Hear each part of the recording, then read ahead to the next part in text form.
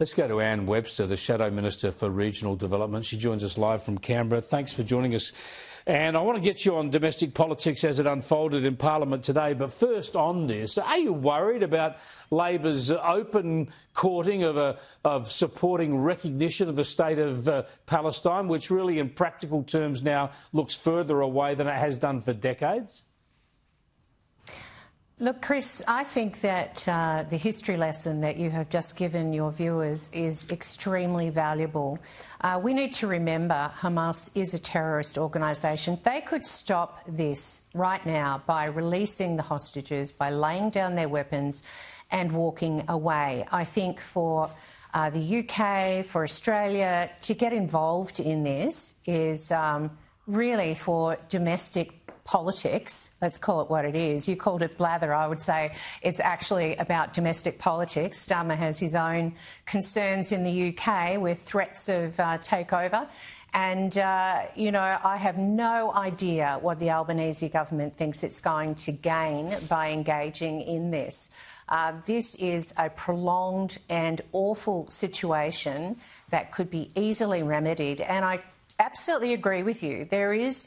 There should be no reward to Hamas for their behaviour since, 2 years ago nearly, and where we are now with hostages still being held and no relief in sight.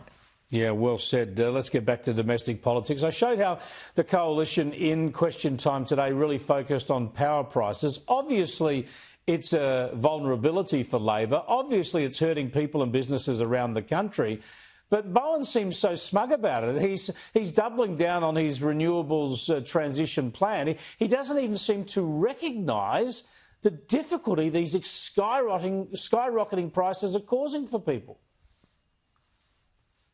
100%. I think, you called him sunshine before. Maybe he's the only sunshine in the renewable space. It's certainly not sunshine for Australians.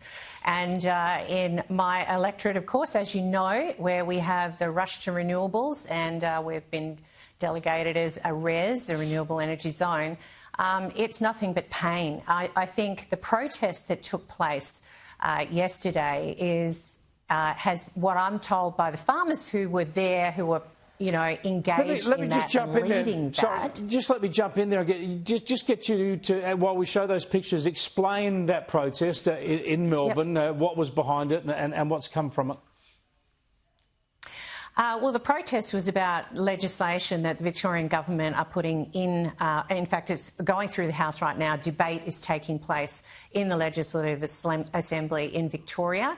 And it is about the draconian laws that Labor are wanting to bring in, where they can fine farmers who have their gates shut from allowing Transmission Company Victoria to enter. And they can enter using bolt cutters. They can basically break in and enter. And the Victorian Labor government wants to make that law, that it is OK. Well, you know what? It's not OK with the farmers who were at that protest yesterday. And I've spoken with Andrew Wiedemann today about how it went, because obviously I'm in Canberra. And he said that it is really interesting to see Melbourne people, residents, coming out and supporting them.